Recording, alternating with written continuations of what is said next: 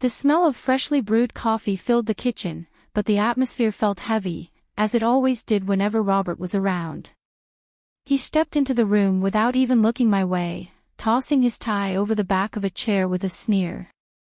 I sat at the table with my mug in hand, watching him open the fridge to grab a bottle of water as though I were invisible.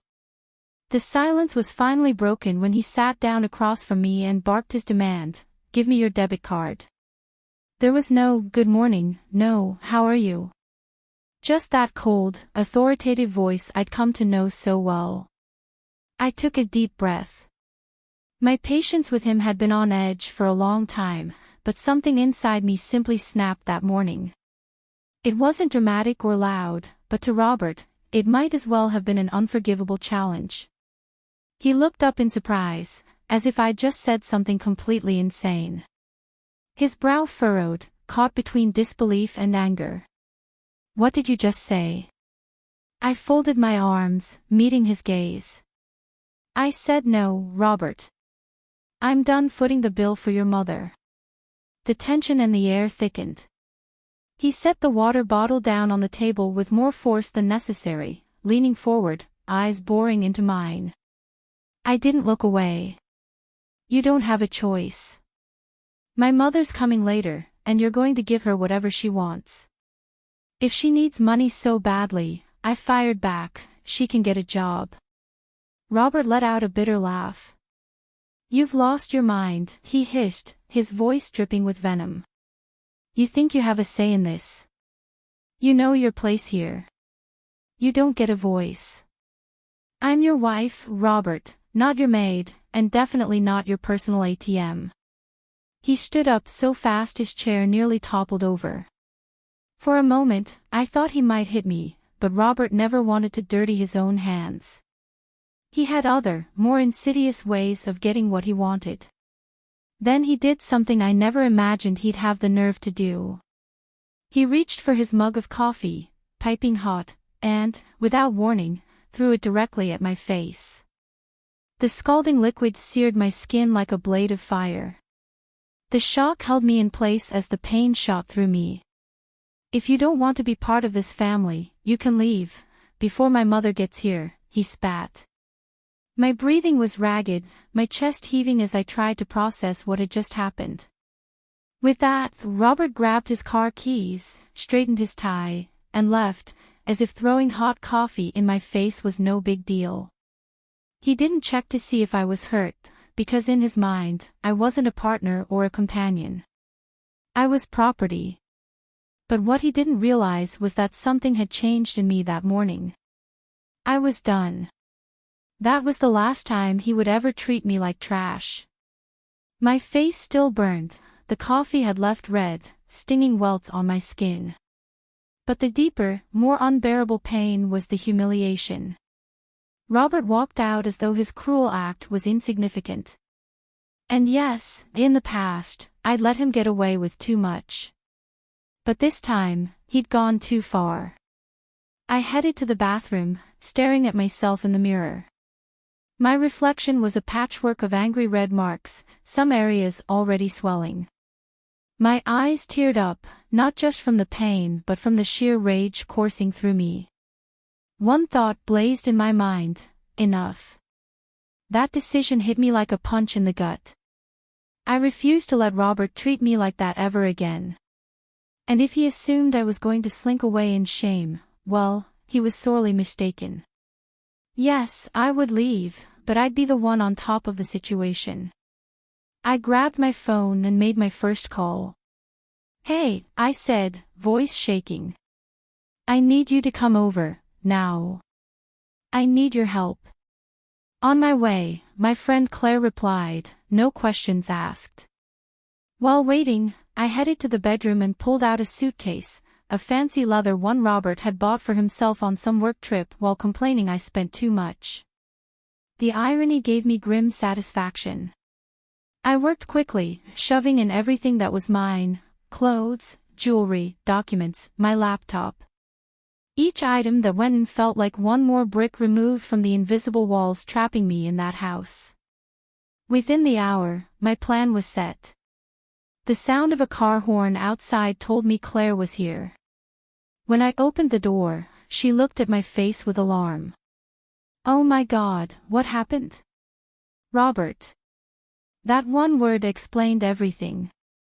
The disgust on Claire's face was instant. "That jerk. Let's get you out of here." But I wasn't quite finished. I went into his office, grabbed his work laptop, the file folder containing documents, and a checkbook. If he wanted to drain my finances, I was going to repay the favor in spades.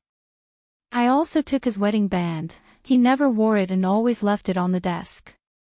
I didn't take it as a memento but rather to make a point. We left without looking back.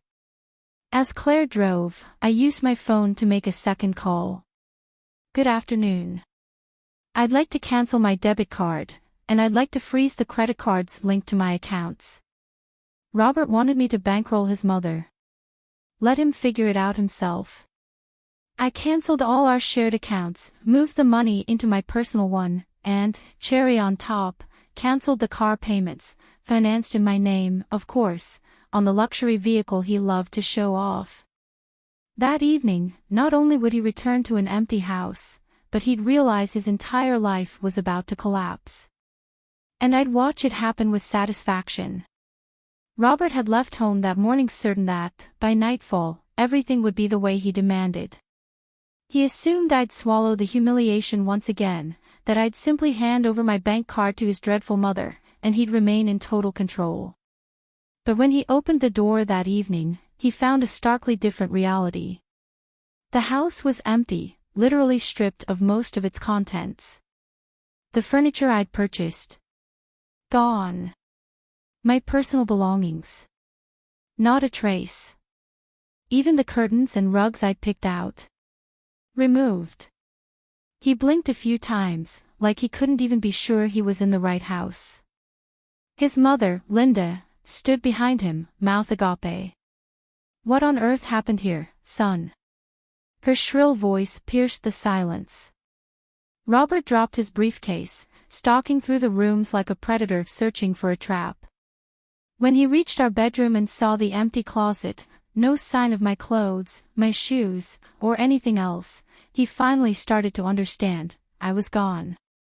For the first time, I think he felt something new and terrifying, fear. But the final blow still lay ahead. Standing in the middle of the barren living room was a man in a dark suit, holding a clipboard. Robert frowned. "Who the hell are you? And what are you doing in my house?" The man adjusted his glasses, clearing his throat. "Good evening, Mr. Roberts. I'm James from Portview Bank. I'm here to inform you that your joint accounts have been frozen and payments under your name have been cancelled." Robert's face went white. "What?" James continued in a polite, measured tone, as if reading from a contract. "Your credit cards have been deactivated, the financing on your luxury vehicle has been cancelled, and, according to our records, all remaining debts will now be listed solely in your name. Additionally, any checks that were issued without authorization from the primary account holder have been invalidated." Robert's cheeks reddened. Linda, standing behind him, burst into hysterical shrieks. "This is outrageous. Who authorized this?" That was when Robert spotted something on the living room floor, shining under the overhead light. He bent down and picked it up, my old wedding ring. That was the last nail in his coffin. I could almost picture the fury twisting his features. He clenched his teeth, chest heaving as he spat, "Rachel, that miserable." He snatched his phone from his pocket, dialing my number so hard I thought the screen might crack. It rang 3 times before going straight to voicemail. "The number you have dialed is not available. Please try again later." He hurled the phone onto the sofa with a savage curse. "I'm going to destroy her." James cleared his throat. "There's more, Mr. Roberts." Robert whipped his head around, eyes wild. "What now?" "You have 48 hours to settle your outstanding debts or any items financed under your wife's name will be seized." The color drained from Robert's face. In that instant, he realized I hadn't run away at all, I had won. He'd always been the king in our house, barking orders, demanding respect, sneering at my supposed worthlessness. Now, for the first time, he wasn't in control. He was alone. After the bank rep left, Robert stood there, staring at the empty walls. Every step he took echoed in the hollow space. Linda paced frantically, screeching like a cornered hen. This can't be happening. How dare that ungrateful girl leave you after everything you've done for her, son? He was sweating, jaw clenched. She robbed me, he muttered. Of course she did. You gave her too much freedom, and now look what's happened. We have nothing. Linda cried. We can't let her get away with this. Robert raked his fingers through his hair, trying to come up with a plan. But his entire life was crumbling around him in the span of a few hours. It wasn't even about the money. Slowly, it dawned on him that he'd lost the one person who had been holding everything together. I paid the bills. I kept him organized. I made the house function. Without me, he was just a sad, angry man with nothing. His phone vibrated. He lunged for it, hoping it was me apologizing, begging to come back. But when he saw the caller ID, he paled. It was his bank manager. He swallowed hard. Hello. Mr. Roberts, I'm calling to confirm the cancellation of your credit card and to finalize the transfers of your financed accounts into your sole name, as requested by the previous account holder. Robert squeezed his eyes shut, nausea twisting his stomach. I need time to fix this. I understand, sir. However, the clock is already ticking. If you're unable to settle your balance, we'll have to proceed with legal action, which includes repossessing any collateral. Robert's heart thundered. I can fix this, he insisted, though his voice shook. The manager paused. Sir, all of this was done legally. If you need anything else, please don't hesitate to contact us. The line went dead. Robert stared at his phone. In its dark screen, he saw his own reflection, and the man glaring back at him wasn't the confident, domineering figure he'd always prided himself on. It was a broken, desperate individual, about to be crushed by his own toxic behavior. Still, he refused to accept defeat. He opened his messaging app and started sending me desperate texts. Come home now. We need to talk. I'm willing to forgive this childish stunt if you just come back. I saw them all but didn't reply. When he realized I wasn't responding, he tried calling, once, twice, 10 times. I'd already blocked his number. My patience had run out long ago. That's when the real meltdown began. He started bombarding mutual friends with demands that I cut the nonsense and talk to him.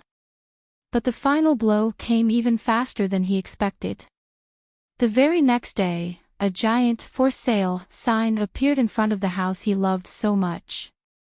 His precious luxury car, the one he paraded around in, was repossessed for everyone to see. And that was just the start of his troubles.